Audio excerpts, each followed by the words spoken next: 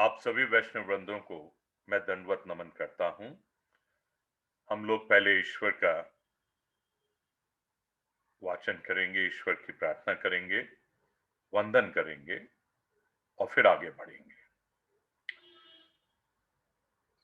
वसुदेव सुतं देवं कंस चानूरमर्दनम देवकी परमानंदम कृष्णं वंदे जगद्गुरु। अजोऽपि सन् व्ययात्मा भूतानाम् ईश्वरोऽपि सन् प्रकृतिं स्वामधिष्ठाय सम्भवामि आत्ममायया। यदा यदा हि धर्मस्य ग्लानिर्भवति भारत अभ्युत्थानमधर्मस्य तदात्मानं सृजामि अहम् परित्राणाय साधूनां विनाशाय च दुष्कृताम् धर्म संस्थापनार्थाय संभवामि युगे युगे। जन्म कर्म च मे दिव्यम् एवं यो वेत्ति तत्त्वतः त्यक्त्वा देह पुनर्जन्म नैति मामेति सोऽर्जुन। वीतराग भय क्रोधा मन्मया माम् उपाश्रिता बहवो ज्ञान तपसा पूता मद्भावम् आगता। हरे कृष्ण हरे कृष्ण हरे कृष्ण।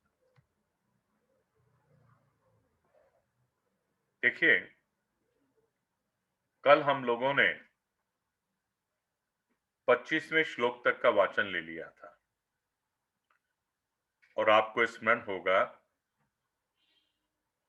कि जिस प्रकार से अलग अलग शूरवीरों ने अलग अलग शंखों का वादन किया, तो हमने ये भी समझा था कि कैसे कौरवों के जो सदस्यगण थे उनके हृदय विदीर्ण हो गए थे और स्वामी जी ने किस प्रकार से उसकी व्याख्या की थी कि उनके हृदय विदीर्ण आखिर क्यों हुए थे। संक्षेप में सिर्फ ये जानना बड़ा उत्तम रहेगा कि जहां पर अधर्म है, अनीति है, अन्याय है, वहां सदैव भय लगा रहता है और जो भयग्रस्त होता है तो उसको तो अंदर से भी और बाहर से भी हमेशा भय व्याप्त रहता है। तो जैसे ही पांडवों के शंख बजना चालू हुए, अपोजिट साइड यानी कौरवों की साइड पर भय का माहौल हो गया था। उसके बाद अर्जुन जो हैं उनके ऊपर किस प्रकार से अपने बांधवों को देखकर एक अलग ही भाव पैदा हो रहा था। वो क्या था, ऐसा क्यों हो रहा था, कौटुंबिक स्नेह क्यों आ रहा था अर्जुन में। आइए हम लोग आगे के श्लोक का संबंध लेते हैं और फिर 26वें श्लोक का वाचन लेंगे। संबंध में स्वामी जी बताते हैं कि पूर्व श्लोक में भगवान ने अर्जुन से कुरुवंशियों को देखने के लिए कहा और उसके बाद क्या हुआ, इसका वर्णन संजय आगे के श्लोक में करते हैं। तो अब जो वाचन है वो संजय के द्वारा है। तत्र अपश्यथ पार्था, नहीं गलत हो गया, तत्र अपश्यत उपस्थितान् पार्थः पितॄन् पितामहान् आचार्यन् मातुलान् भ्रातॄन् पुत्रान् पौत्रान् सखीं तथा।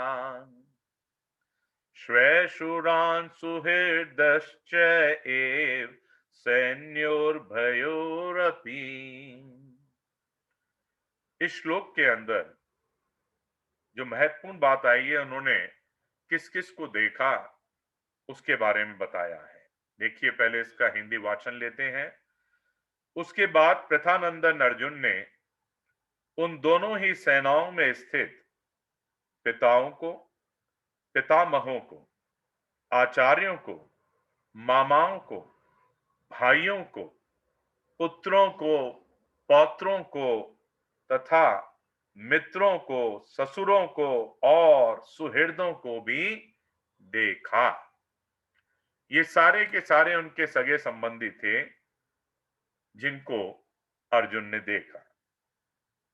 व्याख्या में स्वामी जी समझाते हैं कि जब भगवान ने अर्जुन से कहा कि इस रणभूमि में इकट्ठे हुए कुरुवंशियों को देख, तब अर्जुन की दृष्टि दोनों सेनाओं में स्थित अपने कुटुंबियों पर गई। उन्होंने देखा कि इन सेनाओं में युद्ध के लिए अपने अपने स्थान पर कौन खड़े हैं। भूरी, श्रवा आदि पिता के भाई खड़े हैं, जो कि अर्जुन के लिए पिता के समान ही हैं। पितामह भीष्म खड़े हैं, सोमदत्त आदि पितामह खड़े हैं, द्रोण, कृप आदि आचार्य जिनसे उन्होंने पढ़ाई की थी, विद्या अर्जित की थी, और कुल गुरु थे कौन? कृपाचार्य जी, वो खड़े हैं। फिर पुरजित, कुंती भोज, शैल्य, शकुनी आदि मामा खड़े हैं। ये अलग अलग मामा, देखिए आप सब परिचित हैं, जिस समय एक संयुक्त परिवार होता है तो भाइयों के जितने भी रिलेशंस बनते हैं वो सबके सब एक दूसरे को उसी प्रकार से मान सम्मान देते हैं। वहां पर यह भाव नहीं होता कि ये सगा है और ये सगा नहीं है। आजकल तो बहुत बढ़ गया है ये चलन सगा और चचेरे का, लेकिन पुराने समय में ये भाव नहीं हुआ करते थे। तो वो सारे के सारे उन्हें अपने ही मामा लगते थे, चाहे पुरजित हो, चाहे कुंती भोज हो, चाहे शैल्य हो, चाहे शकुनी हो। भीम, दुर्योधन आदि बड़े भाई खड़े हैं। अभिमन्यु, घटोत्कच, लक्ष्मण, लक्ष्मण कौन थे? दुर्योधन के एक पुत्र का नाम था। आदि मेरे और मेरे भाइयों के पुत्र खड़े हैं। देखिए, लक्ष्मण आदि के पुत्र भी खड़े हैं। इनके जो पुत्र हैं उनके पुत्र भी यानी पौत्र आदि भी खड़े हैं। दुर्योधन के अश्वत्थामा आदि मित्र खड़े हैं और ऐसे ही अपने पक्ष के मित्र भी खड़े हैं। कौन कौन? प्रमुखतः जिसमें द्रुपद हैं, शैब्य हैं, आदि ससुर हैं। बिना किसी हेतु के अपने अपने पक्ष का हित चाहने वाले ऐसे भी कई थे, जैसे सात्यकी, कृतवर्मा आदि सुहृद भी खड़े हैं। तो ये भांति भांति के योद्धाओं का चित्रण यहां पर हम सब के लिए किया गया है। आइए आगे के श्लोक का वाचन लेते हैं। 27वां श्लोक यहां पूरा भी होगा और 28वें श्लोक का आधा अंश भी आएगा। तान् समीक्ष्य स कौन्तेय सर्वान् बन्धून् अवस्थितान् कृपया पर्याविष्टो विषीदत इदं ब्रवीत।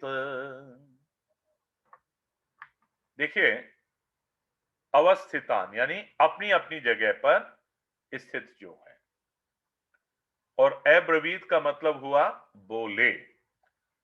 तो हिंदी में इसका क्या मतलब है, पहले उसको समझ देते हैं कि अपना प्रयास करते हैं समझने का। कि अपनी अपनी जगह पर स्थित उन संपूर्ण बांधवों को देखकर वे कुंती नंदन अर्जुन अत्यंत कायरता से युक्त होकर विषाद करते हुए ऐसा बोले। अब यहां पर कुछ व्याख्या एक इंपॉर्टेंट रूप में हमें समझनी चाहिए। देखिए, पूर्व श्लोक के अनुसार अर्जुन जिनको देख चुके हैं उनके अतिरिक्त अर्जुन ने किस किस को देखा? बाल्हीक आदि प्रपितामह, धृष्टद्युम्न, शिखंडी, सुरथ, ये साले थे उनके। जयद्रथ आदि उनके बहनोई थे तथा अन्य कई संबंधियों को दोनों सेनाओं में स्थित उन्होंने देखा। जरा विचार करके देखें, ये जो मोह है अपनों को देखकर ही जागृत होता है। इसको छोटे से एग्जाम्पल से आप समझ सकते हैं। रास्ते में अगर किसी का एक्सीडेंट होने के कारण शत विशत अगर कोई पड़ा है तो एक करुणा अवश्य उठेगी, लेकिन हम बहुत ज्यादा दुखी नहीं होते हैं।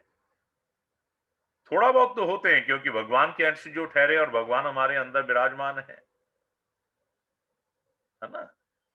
लेकिन चूंकि वो अपनों का संबंध हमने नहीं बना रखा है, हमें बहुत अधिक दुख नहीं होता। हम या तो वहां से चल देते हैं या अपने काम पे आ जाते हैं और कुछ समय बाद ही वो छवि हमारे मस्तिष्क पटल से बाहर हो जाती है। लेकिन यदि पता लग जाए कि हमारा कोई गहरा सगा संबंधी है और या खाली संबंधी भी है, तो कितना आघात लगता है, जरा सोचें।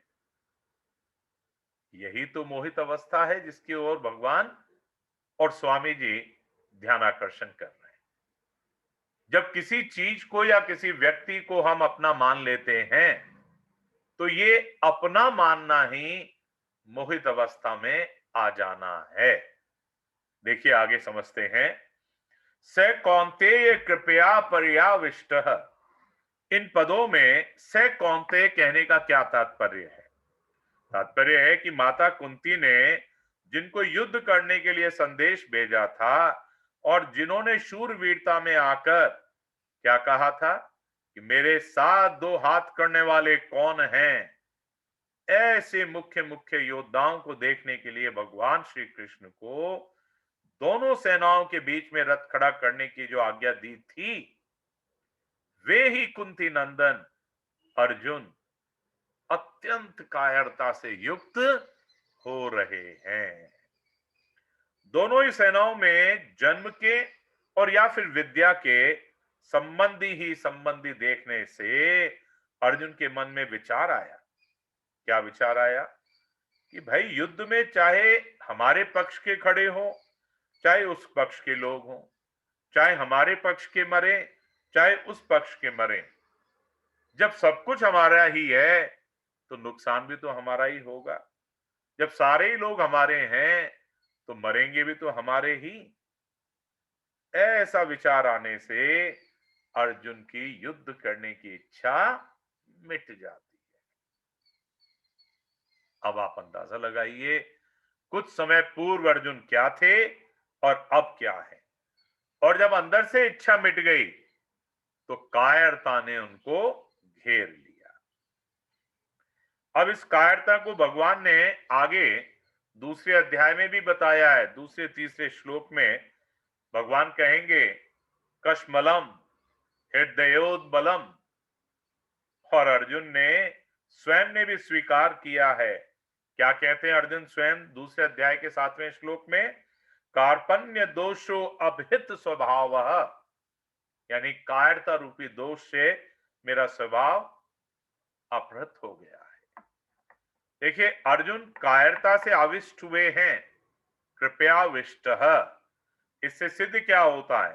भाई पहले तो ये कायरता थी नहीं अर्जुन में, अभी अभी आई है। अतः यह तो आगंतुक दोष हुआ ना। जो अब आया है वो आगंतुक ही तो हुआ। और जो चीज आगंतुक है वो ठहरेगी कैसे भाई? नहीं ठहरेगी। आप इसको यूं समझिए, अगर कोई गुण हमारे में आ गया तो ये परमानेंट गुण नहीं है, आगंतुक है। ऐसे ही दोष आ गया तो परमानेंट थोड़े ही है, आगंतुक है।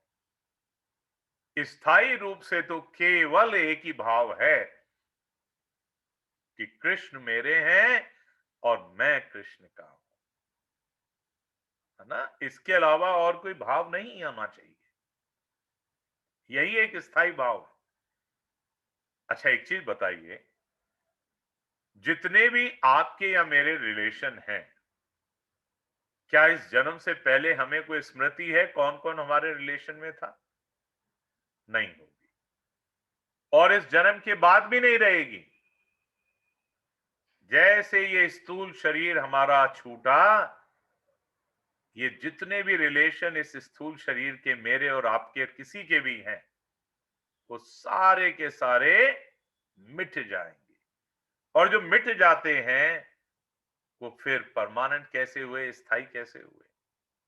लेकिन देखिए ना, भगवान की इसी माया को तो सर्वश्रेष्ठ माया का रूप बताया गया है कि हम इस शरीर से रिलेटेड जितने भी रिश्ते हैं उनको अपना माने बैठे हैं, जो वास्तव में है नहीं। अरे जब ये शरीर ही हमारा नहीं है, तो इससे संबंधित सारे रिलेशन, सारे हमारे संबंध कैसे हमारे हो गए? नहीं होंगे, है ना। आइए आगे के अंश में देखते हैं। अब ये अत्यंत कायरता क्या है, इसको समझें जरा। देखिए, बिना किसी कारण निंदा, तिरस्कार, अपमान करने वाले, दुख देने वाले, वैर भाव रखने वाले, नाश करने की चेष्टा करने वाले दुर्योधन, दुशासन, शकुनी आदि को अपने सामने युद्ध करने के लिए खड़ा देखकर भी जब उनको मारने का विचार ना आए, उनका नाश करने का उद्योग ना हो, तो ये कायरता रूपी दोष है। यहां स्वामी जी बता रहे हैं कि अर्जुन को कायरता रूप दोष ने ऐसा घेर लिया है कि जो अर्जुन आदि का अनिष्ट चाहने वाले और समय समय पर अनिष्ट करने का उद्योग करने वाले हैं, कौन कौन लोग? वही कौरव लोग, दुर्योधन आदि। उन अधर्मियों, पापियों पर भी करुणा आ रही है अर्जुन को। अब आप में से कई सोच सकते हैं कि साहब ये तो अच्छी बात है, ये गलत कहां से हो गया? खून खराबा करने से तो अच्छा है कि ऐसा ना किया जाए। लेकिन जरा विचार करके देखिए, केवल उनको देखकर ये कायरता आई है। इससे पहले के जीवन पर अगर हम दृष्टि डालें अर्जुन के, तो अर्जुन ने तो थोड़ी देर पहले गांडीव उठा के ये कहा था कि केशव, मुझे सेना के मध्य में ले चलो, जरा ये भी तो देखूं कि कौन कौन ऐसे योद्धा हैं जिनको इस युद्ध में मुझे मारना है। पहले अध्याय के 35वां और 46वां श्लोक जो आएगा, उसमें ये चीज और स्पष्ट होगी। और वे क्षत्रियों के कर्तव्य रूप अपने धर्म से च्युत हो रहे हैं। अर्जुन, क्षत्रिय का धर्म क्या है? अपने रक्षा करना, औरों की रक्षा करना, और स्वतः प्राप्त युद्ध, ये तो भाग्यशालियों को मिलता है। भगवान कहते हैं इस विषय में, आगे आप समझेंगे कि जो आपको स्वतः ये युद्ध मिल रहा है, आप करने को इच्छुक नहीं थे, और इस युद्ध में अगर आपकी गति ये भी हो जाती है कि आप मारे जाते हैं, तो भी आपको स्वर्ग आदि ऊंचे लोक मिलते हैं। और यदि विजय आपकी होती है तो यहां पर आप राज्य भोगेंगे। भगवान आगे बताएंगे। विषीदन निदम ब्रवीत अब्रवीत, युद्ध के परिणाम में कुटुंब की, कुल की, देश की क्या दशा होगी, इसको लेकर अर्जुन बहुत दुखी हो रहे हैं। और उस अवस्था में ये वचन बोल रहे हैं, कौन से? जो अभी आगे बोलेंगे अर्जुन। आइए अब अर्जुन वाच कि अर्जुन के मुख से क्या निकलता है, उसको समझने का प्रयास करते हैं। दृष्टव्येवं स्वजनं कृष्ण युयुत्सुं समुपस्थितं, सीदन्ति मम गात्राणि मुखम च परिशुष्यति वेपथुश्च शरीरे में रोम हर्षज जायते गांडीवम संसृते हस्तात् त्यक्ष एव परिदह्यते न च शक्नोमि अवस्थातुं भ्रमतीव च मे मनः। ओहो, अर्जुन के अंदर किस प्रकार का भाव आ गया है, जरा देखें। तो पहले हिंदी का वाचन समझते हैं। अर्जुन क्या बोले? अर्जुन बोले, हे कृष्ण, युद्ध की इच्छा वाले इस कुटुंब समुदाय को अपने सामने उपस्थित देखकर मेरे अंग शिथिल हो रहे हैं, यानी ठंडे हो रहे हैं, और मुख सूखता जा रहा है, तथा मेरे शरीर में कपकपी आ रही है एवं रोंगटे खड़े हो रहे हैं। हाथ से मेरा गांडीव छूटा जा रहा है, गिर रहा है, और त्वचा भी जल रही है। मेरा मन भ्रमित सा हो रहा है और मैं खड़े रहने में भी असमर्थ हो रहा हूं। क्या हाल हो गया है अर्जुन का, देखिए। वो शूरवीर अर्जुन जो अकेला ही दुश्मनों की सेना पे भारी पड़ता है, वो शूरवीर अर्जुन जिसने देवताओं तक को परास्त कर दिया था, वो शूरवीर अर्जुन जो युद्ध में जहां खड़ा दिख जाए तो दुश्मन लोग भाग खड़े होते थे कि अब हमारी मौत आई। आज अपनों को देखकर इस अर्जुन का क्या हाल हो रहा है, किस कारण से हो रहा है? अपोजिट साइड में कौन खड़े हैं? अगर एक बार इन रिलेशन संबंधियों को नहीं देखा जाए और केवल उनके कृत्यों को देखा जाए तो आप जान सकेंगे कोई भी सहन नहीं करेगा। यदि कौरव सभा में पितामह जो भीष्म हैं, अगर वो पितामह नहीं केवल भीष्म होते, द्रोणाचार्य अगर गुरु ना होके केवल द्रोणाचार्य होते, आचार्य कृपाचार्य आचार्य ना होकर केवल कृपाचार्य होते, तो क्या ये अर्जुन सहन करता अपनी पत्नी के द्वारा, अपनी पत्नी के साथ किए गए दुर्व्यवहार को? वो दुर्व्यवहार जो भरी सभा में दुर्योधन आदि ने किया था, कोई सहन नहीं कर पाता। तो अब ये क्या हो गया अर्जुन को? केवल मोहित अवस्था। आइए व्याख्या देखते हैं। स्वामी जी तो विलक्षण बातें बताते हैं, तो उसको देखना बहुत ही हितकारी है हम सबके लिए। पहले अंश में स्वामी जी लेते हैं, दृष्टवेमं स्वजनम कृष्ण युयुत्सम सम उपस्थितम। अर्जुन को कृष्ण नाम बहुत प्रिय था, बहुत अच्छा लगता था। यह संबोधन गीता में 9 बार आया है और भगवान श्री कृष्ण के लिए दूसरा कोई संबोधन इतनी बार नहीं आया है। ऐसे ही भगवान को अर्जुन का एक नाम पार्थ, ये बहुत प्रिय लगता था। देखिए, भगवान और अर्जुन आपस की बोलचाल में ये नाम लिया करते थे और ये बात लोगों में प्रसिद्ध भी थी। इसी दृष्टि से संजय ने गीता के अंत में कृष्ण और पार्थ नाम का उल्लेख किया है। क्या कहा है वहां पर 18वें अध्याय के 78वें श्लोक में, यत्र योगेश्वरः कृष्णो यत्र पार्थो धनुर्धर। जहां पर श्री कृष्ण हैं और जहां पर धनुर्धर पार्थ हैं। कृष्ण के लिए योगेश्वर, सारे योगों के ईश्वर हैं। धृतराष्ट्र ने पहले समवेत्ता युयुत्सव कहा था और यहां अर्जुन क्या कह रहे हैं? युयुत्सुम सम उपस्थितम। देखिए, दोनों की दृष्टि में बड़ा अंतर है। क्या अंतर है, जरा ध्यान से देखें कि धृतराष्ट्र की दृष्टि में तो दुर्योधन आदि मेरे पुत्र हैं और युधिष्ठिर आदि किसके पुत्र हैं? पांडु के। ऐसा भेद धृतराष्ट्र ने किया था, इसलिए वहां क्या कहा उन्होंने, माम कहा पांडवहा। लेकिन जहां तक अर्जुन का है, अर्जुन में यह दृष्टि भेद नहीं है। तभी तो अर्जुन क्या कह रहे हैं, स्वजनम, हमारे ही लोग।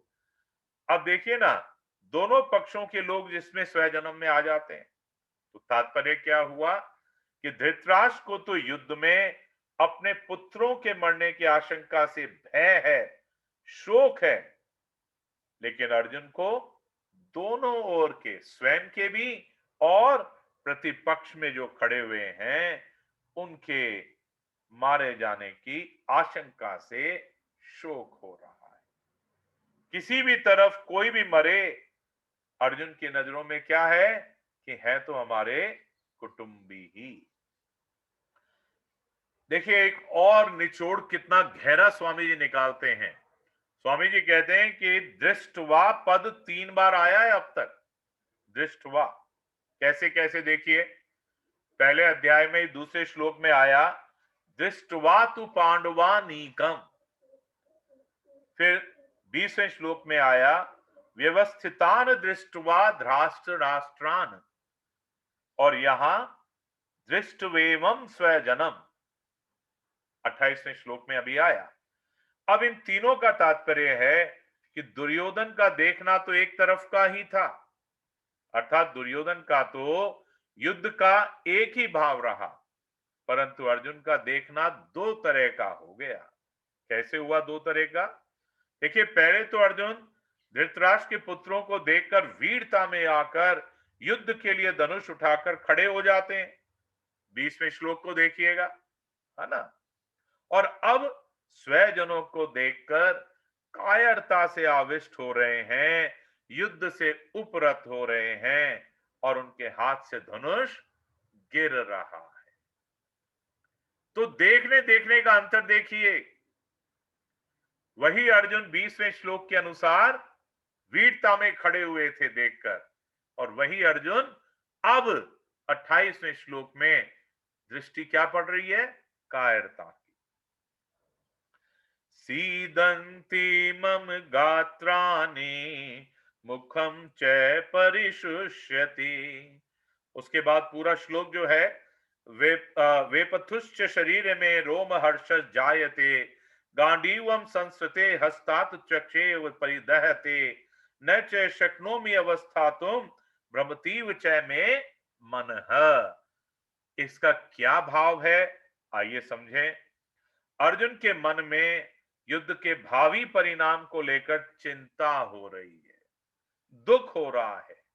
उस चिंता दुख का असर अर्जुन के सारे शरीर पर कैसे पड़ रहा है, देखिए उसी असर को अर्जुन क्या कह रहे हैं कि मेरे शरीर का हाथ, पैर, मुख आदि एक एक अंग शिथिल हो रहा है ना। सीदंती मम गात्राणि, शिथिल पड़ रहा है, मुख सूखता जा रहा है। मुखम च परिशुष्यति, मुख सूखता जा रहा है, जिससे बोलना भी कठिन हो रहा है। सारा शरीर थर थर कांप रहा है। वेपथुश्च शरीरे में रोम हर्षज जायते। जिस गांडीव धनुष की प्रत्यंचा की टंकार से शत्रु भयभीत हो जाते हैं, वही गांडीव धनुष आज मेरे हाथ से गिर रहा है। गांडीवम संस्कृते हस्तात, वही गांडीव मेरे हाथ से गिर रहा है। और त्वचा में, सारे शरीर में जलन हो रही है। हस्तात त्वच एव परिदह्यते, मेरा मन भ्रमित हो रहा है। न च शक्नोमि अवस्थातुम भ्रमतीव च में मनः, मेरा मन भ्रमित हो रहा है, अर्थात मेरे को क्या करना चाहिए यह भी मुझे सूझ नहीं रहा है। देखिए अर्जुन के भाव को समझें। युद्ध भूमि में रथ पर खड़े रहने में भी अर्जुन अपने आप को असमर्थ पा रहे हैं। उन्हें लगता है कि मूर्छित होकर वो गिर पड़ेंगे। ऐसे अनर्थ कारक युद्ध में खड़ा रहना भी अर्जुन को पाप मालूम दे रहा है। कायरता के साथ साथ अब कैसे अज्ञानता अर्जुन में और आ रही है, उसको जरा समझें। अगले श्लोक का जो संबंध है, स्वामी जी के शब्दों में एक बार समझने की चेष्टा करें। पूर्व श्लोक में अपने शरीर के शोक जनित 8 चिन्हों का वर्णन करके अब अर्जुन भावी परिणाम के सूचक शकुनों की दृष्टि से युद्ध करने का अनौचित्य बताते हैं। वो कहते हैं कोई औचित्य नहीं अब युद्ध करने का। क्या है वो? आइए पहले वाचन लेते हैं 31वें श्लोक का। निमित्तानि च पश्यामि विपरीतानि केशव, न च श्रेयो अनुपश्यामि हत्वा स्वजनम आहवे। देखिए साहब, स्वामी जी की कई ऐसी बातें आप समझेंगे। कुछ तो आप सुन चुके होंगे पहले, और कुछ ऐसी ऐसी बातें समझेंगे, जानेंगे, आप कहेंगे कि वाह, हमारा ध्यान क्यों नहीं गया। एक ऐसी बात की तरफ आपकी दृष्टि में लाता हूं जो आप सबको मालूम है। हिंदी में दो शब्द हैं, एक है चिता और एक है चिंता। कितना अंतर है? केवल एक बिंदी का, है ना। अब आपने ये भाषा सुनी है, बिल्कुल वाक्य आता है कि चिंता चिता समान है। क्यों? क्योंकि ये चिंता ही अल्टीमेटली नाश कर देती है। तो स्वामी जी क्या कहते हैं? चिंता को चिता के समान कहते हैं, केवल एक बिंदु की ही तो अधिकता है। चिंता जीवित पुरुषों को जलाती है और चिता मृत पुरुष को जलाती है, मृत शरीर को जलाती है। अंतर सिर्फ इतना सा है, दोनों ही जलाने का काम कर रहे हैं, चिंता भी और चिता भी, है ना। तो आइए पहले 31वें श्लोक का हिंदी वाचन समझ लेते हैं।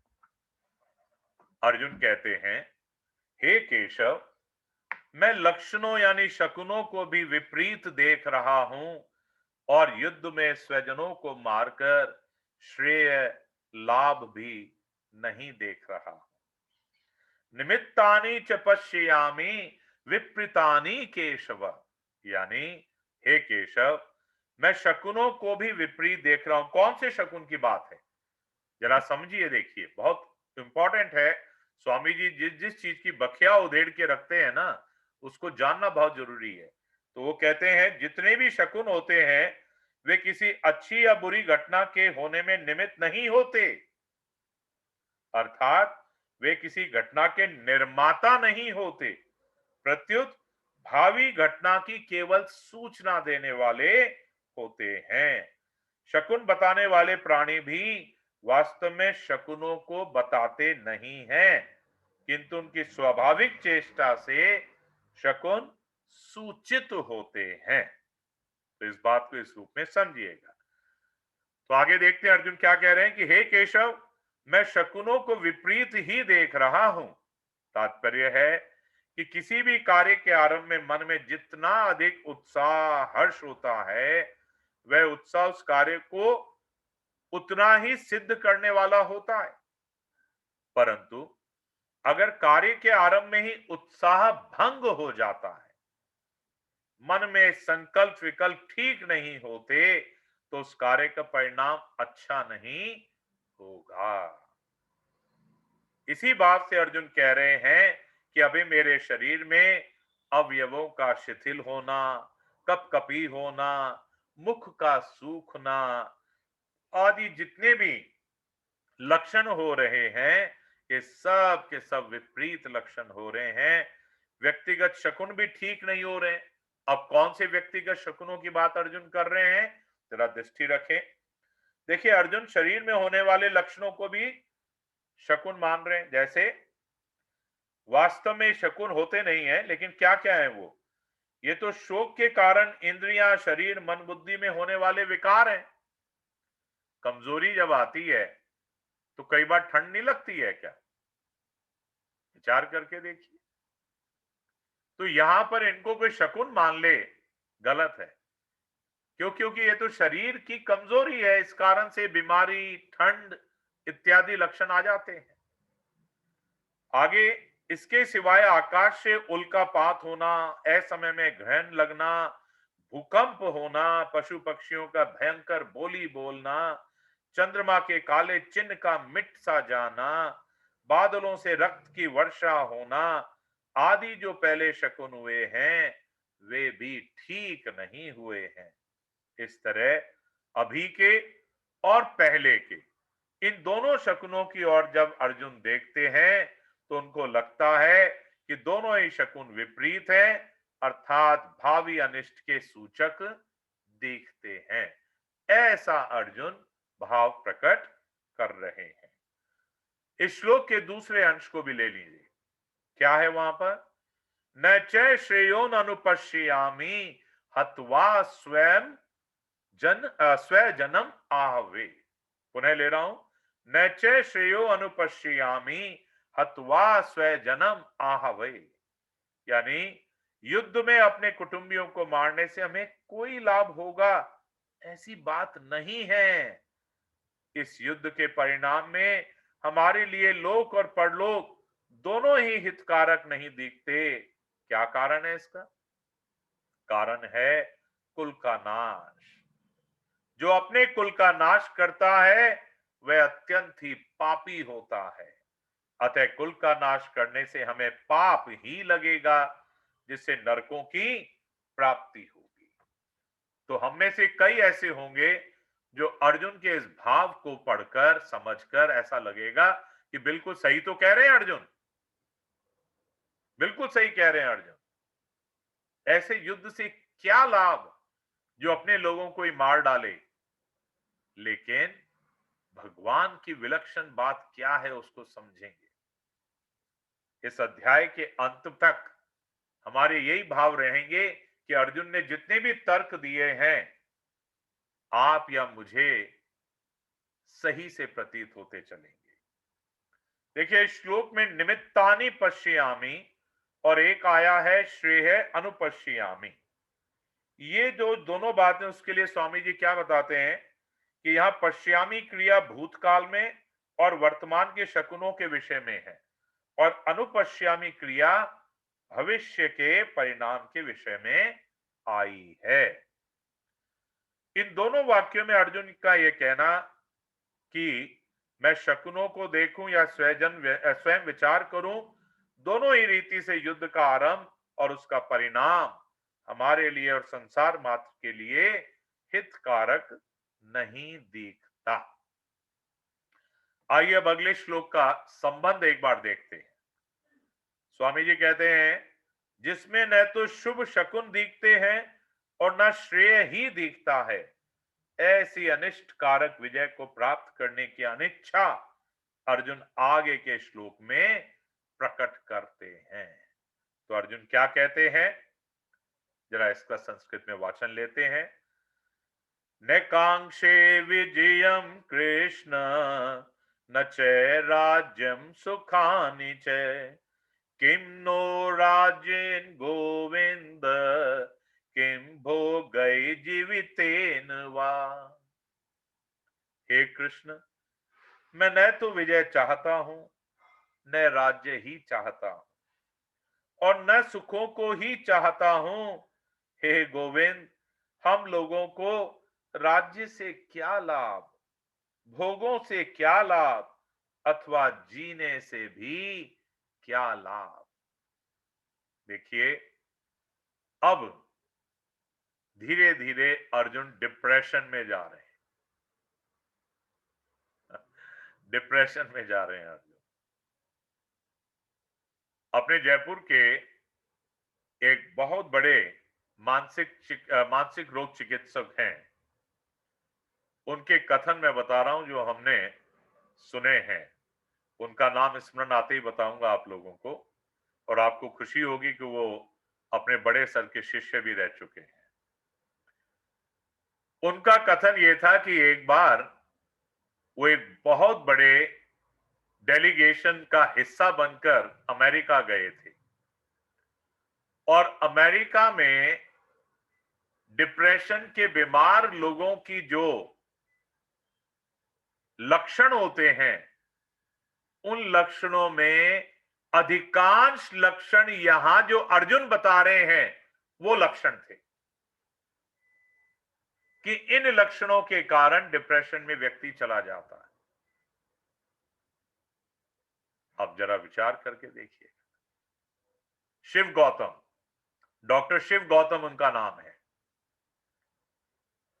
तो उनके कथन ये थे कि मैंने चूंकि भगवत गीता पढ़ी हुई थी तो मुझे सारी की सारी बात वही नजर आई जो अमेरिका में बैठे हुए ऊंचे ऊंचे लोग डिप्रेशन के बारे में बता रहे थे।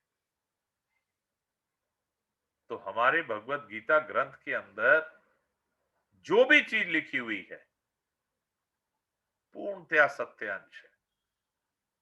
विज्ञान इसके बारे में अपनी तरह से अलग अलग तरह से उस पर चेष्टा कर रहा है समझने की, लेकिन भगवान की वास्तविक बात तक पहुंचने में विज्ञान को जाने कितना समय लगेगा या युग भी बीत जाए कोई पता नहीं। लेकिन हमारे त्रिकालदर्शी जो संत महात्मा हुए हैं, ज्ञानी लोग हुए हैं, स्वामी जी जैसे लोग हुए हैं, प्रभुपाद जी जैसे लोग हुए हैं, उन्होंने तो निचोड़ निकाल दिया। और कली युग में आप और मेरे कल्याण का केवल एकमात्र ग्रंथ अगर समझने योग्य है, वैसे तो सारे ही हैं, लेकिन ना तो आपके पास इतना समय होगा, ना ही आपके पास इतना ज्ञान है, और ना ही उनको समझाने वाले लोग मौजूद हैं। लेकिन कम से कम इन ग्रंथों का अध्ययन करने से हम इतना अवश्य समझ जाएंगे कि भगवत गीता ही वो यथार्थ ग्रंथ है। तो आइए 32वें श्लोक के हिंदी वाचन को समझें। न कांक्षे विजयम कृष्ण न च राज्यम सुखान च। मान ले कि युद्ध में हमारी विजय हो जाए तो विजय होने से पूरी पृथ्वी पर राज्य हमारा हो जाएगा, अधिकार हो जाएगा। पृथ्वी का राज्य मिलने से हमें अनेक प्रकार के सुख मिलेंगे, परंतु इनमें से मैं कुछ भी नहीं चाहता। मेरे मन में विजय, राज्य और सुखों की कामना नहीं है। किम नो राज्येन गोविंद किम भोगई जीवितेन वा। जब हमारे मन में किसी प्रकार की विजय, राज्य और सुख की कामना ही नहीं है, तो फिर कितना ही बड़ा राज्य क्यों ना मिल जाए, उससे हमें क्या लाभ। कितने ही सुंदर सुंदर भोग मिल जाएं, पर उनमें हमें क्या लाभ। अथवा कुटुंबियों को मारकर हम राज्य के सुख भोगते हुए कितने ही वर्ष जीते रहे, पर उससे भी हमें क्या लाभ। तात्पर्य क्या हुआ? तात्पर्य है कि ये विजय, राज्य और भोग तभी सुख दे सकते हैं जब भीतर में इनकी कामना हो, प्रियता हो, महत्व हो। पॉइंट टू बी नोटेड, आपके सामने बहुत ही स्वादिष्ट गर्मा गर्म पकवान पड़ा हुआ है, आपको भूख ही नहीं है, तो क्या अच्छा लगेगा? विचार करिए। आपकी भूख मिट गई है और दूसरा आपको जबरदस्ती कहता है कि नहीं जी आपको तो खाना पड़ेगा, हमने आपके लिए मेहनत करके बनाया है, आपके हिस्से के हमने 4 रोटियां बनाई हैं, आपको 4 खानी पड़ेंगी और आपको भूख ही नहीं है। क्या कहेंगे? अरे भैया मारेगा क्या मुझे? और क्या कहेंगे इसके अलावा? तो विचार करके देखें हम लोग, जब यही नहीं है तो सामने जो भी है वो फीका, बेकार, मूल्यहीन नजर आता है। अतः ये हमें क्या सुख दे सकते हैं? इन कुटुंबियों को मारकर हमारी जीने की भी इच्छा नहीं है। कितना विषाद में आ गया है अर्जुन। क्योंकि जब हमारे कुटुंबी मर जाएंगे तब ये राज्य और भोग किसके काम आएंगे? देखिए, एक राजा राज्य इसलिए पोषित करता है कि उसको लगता है कि बड़े होके मेरा पुत्र जो है उस राज्य को संभालेगा और उस राज्य को भोगेगा। यहां अर्जुन यही तो बात कह रहे हैं कि जब ये सभी मर जाएंगे हमारे सगे संबंधी और राज्य हमें मिल भी गया तो हम इसको भोग के करेंगे भी क्या। भोगने की बात तो दूर रही, उल्टी हमें और अधिक चिंता शोक होंगे। क्यों होंगे, आगे देखिएगा। अर्जुन विजय आदि क्यों नहीं चाहते, इसका हेतु आगे के श्लोक में बता रहे हैं। तो 33वें श्लोक का वाचन एक बार देख लेते हैं। समय कितना हो गया है सर?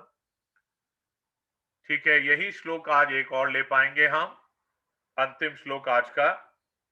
येषाम् अर्थे कांक्षितं नो राज्यं भोगाः सुखान् च ते इमे अवस्थिता युद्धे प्राणान् त्यक्त्वा धनान् च।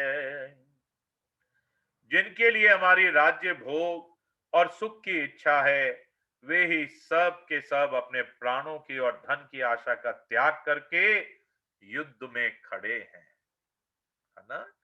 तो अब जो विलक्षण बात समझ में आ रही है वो क्या है कि अर्जुन के मन में यह आ रहा है कि भाई हम जिनके लिए राज्य प्राप्त करना चाह रहे हैं, अरे ये तो सारे के सारे मरने की इच्छा से युद्ध में आए हैं।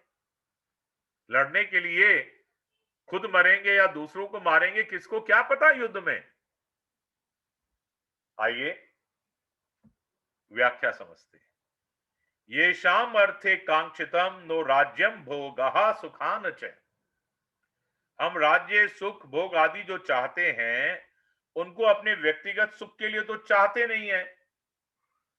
पिता धन कमाता है, अरे भाई उसको खुद के लिए तो 100-200 रुपए पर डे से ज्यादा चाहिए क्या? अरे 500 मांग लीजिएगा। लेकिन किसके लिए कमाता है? अपनी पत्नी, अपने बच्चे, अपने माँ बाप आदि आदि।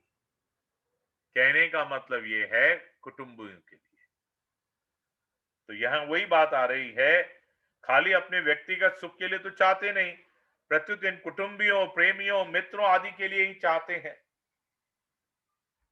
आचार्यों, पिताओं, पितामहों, पुत्रों आदि को सुख आराम पहुंचे, उनकी सेवा हो जाए, ये प्रसन्न हो जाएं, इसके लिए हम युद्ध करके राज्य लेना चाहते हैं, भोग सामग्री इकट्ठा करना चाहते हैं। तय इमे अवस्थिता युद्धे प्राणान त्यक्त्वा धनान च। पर ये लोग जिनके लिए हम युद्ध करके राज्य धनादि लेना चाहते हैं, ये स्वयं के स्वयं सब कुछ त्याग कर, जीने की आशा को त्याग कर, धन की आशा को त्याग कर युद्ध में खड़े हैं, है ना। अब इन्होंने ऐसा विचार कर लिया है कि हमें न प्राण का मोह है, न धन की तृष्णा है, हम मर बरसक जाएं पर युद्ध से नहीं हटेंगे। अगर ये सब मर ही जाएंगे तो फिर हमें राज्य किसके लिए चाहिए, सुख किसके लिए चाहिए, धन किसके लिए चाहिए। अर्थात इन सब की इच्छा हम किसके लिए करें, युद्ध में क्यों करूं। ना मेरी इच्छा, ना मेरे कुटुंबियों का, क्योंकि ये तो खुद इच्छा का त्याग करके सामने आ खड़े हुए हैं। तो तर्क अच्छा सही लग रहा है कि नहीं अर्जुन का? अर्जुन के इन तर्कों में हमारी अंदरूनी सहमति नजर आती है। लेकिन जो पहली बार पढ़ रहे हैं उनके लिए तो डेफिनेटली ये बात है। जो गीता को पहले भी कुछ हद तक समझ चुके हैं वो इसमें जानते हैं कि अर्जुन में कर्तव्य त्याग की बात आ रही है। और यही आगे चलकर भगवान उसको कहेंगे, ये नपुंसकता तुझ में कहां से आ गई, भगवान डांटेंगे, तब ये बात आएगी। प्राणान त्यक्त्वा धनान क्षय का तात्पर्य है कि वे प्राणों की और धन की आशा का त्याग करके खड़े हैं। अर्थात हम जीवित रहेंगे, हमें धन मिलेगा, इस इच्छा को उन्होंने त्याग दिया है। अब अगर उनमें प्राणों की और धन की इच्छा होती तो वे मरने के लिए युद्ध में क्यों खड़े होते भाई, है ना।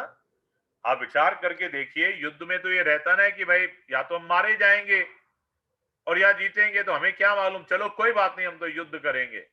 सैनिक हमारे फ्रंट पे लड़ाई करते हैं, अगर उनको ये हो कि नहीं हमें तो हमारा जीवन चाहिए, घर में मेरी माँ है, पिता है, बाल बच्चे हैं, तो अगर ये भाव उनमें आ जाए, धन की लालसा उनमें आ जाए, तो हमारे देश की सीमा की सुरक्षा ये सैनिक करेंगे क्या?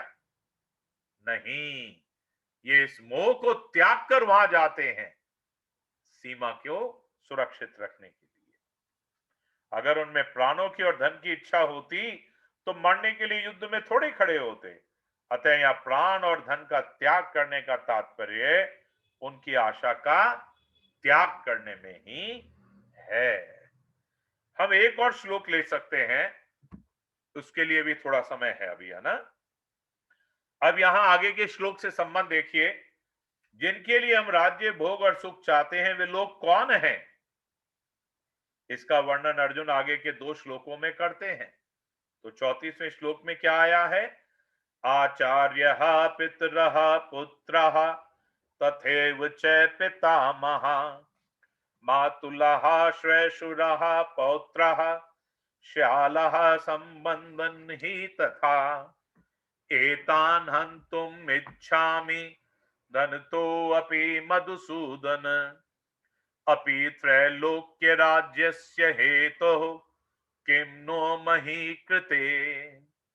अर्थात आचार्य, पिता, पुत्र और उसी प्रकार पितामह, मामा, ससुर, पौत्र, साले तथा अन्य जितने भी संबंधी हैं, मुझ पर प्रहार करने पर भी इनको मैं मारना नहीं चाहता।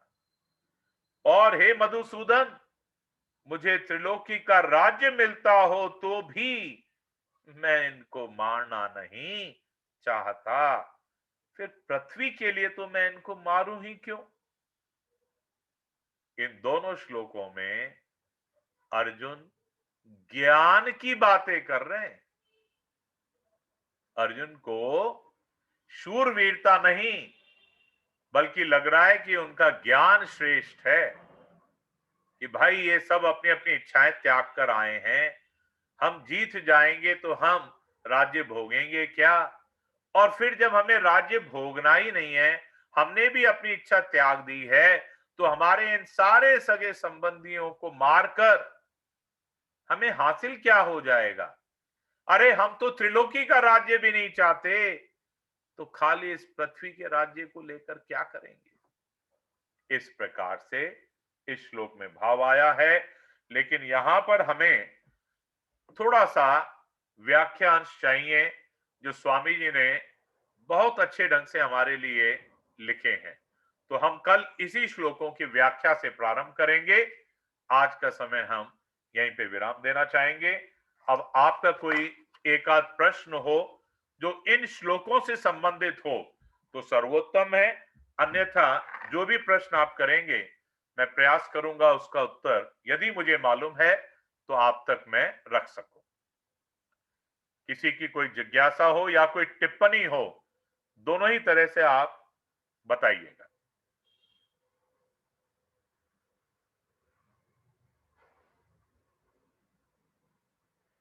कोई टिप्पणी हो, कोई जिज्ञासा हो।